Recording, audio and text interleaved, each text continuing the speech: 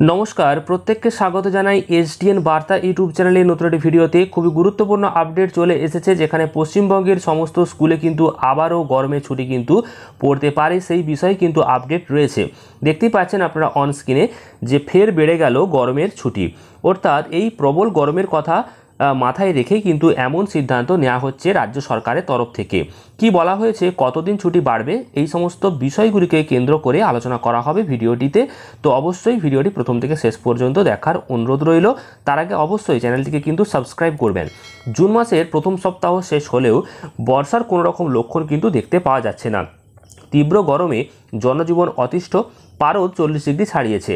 School খোলা হলেও অনেকের দাবি গরমের ছুটি আবার দেওয়া হোক, এবং সেই কথা মাথায় রেখেই কিন্তু স্কুলের ছুটি বাড়তে চলেছে, এমনই আপডেট কিন্তু চলে এসেছে।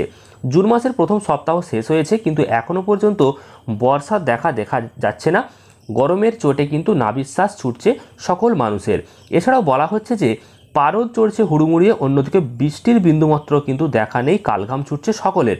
তো বলা হয়েছে গরমে এই যে পারদ বর্তমানে 40 ডিগ্রি ছাড়িয়েছে, কিন্তু এর মধ্যে যে স্কুল খুলেছে, তাহলে গ্রীষ্মের ছুটি শেষ করে যে পঠন পাঠনটা যখন শুরু হয়েছে, তখনই এই যে গ্রীষ্মর যে তীব্রতা সেটা যে বেড়েছে, তাহলে গরমের ছুটি দেওয়ার যে কার্যকরিতা সেটা কিন্তু লক্ষ্য করা যাচ্ছে না। তার জন্য আবারও ফের ছুটি পড়তে পারে। তবে যে হারে গরম পড়েছে তাতে কিন্তু অনেকেই দাবি জানাচ্ছে ইতিমধ্যেই যে যত তাড়াতাড়ি সম্ভব স্কুলগুলিকে ছুটি দেওয়া হোক।